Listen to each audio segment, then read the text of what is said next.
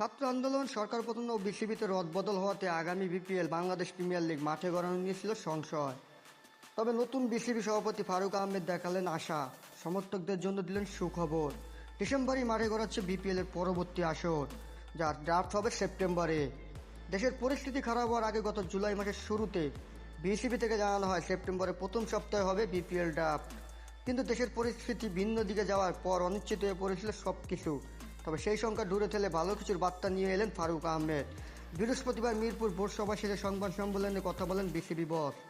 BPL প্রসঙ্গে তিনি জানান, আশা করি বিপিএল যথাসময়ে অনুষ্ঠিত করতে পারবো। 27 ডিসেম্বর প্রথম ম্যাচ মাঠে গড়ানোর কথা। প্লেয়ার ড্রাফট সেপ্টেম্বরে করার চেষ্টা করব। পাওয়া যাবে না, তার আভাস দিয়ে ফারুক যোগ করেন, দুই একটা দল হয়তো অংশগ্রহণ করতে চাইবে না। অংশগ্রহণ করবে কি করবে না তাও এখনও জানায়নি, কিন্তু ধারণা করছি তারা নাও করতে পারে। প্রথমে আমরা দলগুলো ঠিক করব, আমি পার্সোনালি দলের মালিকানার সাথে ইন্টারভিউ নেব।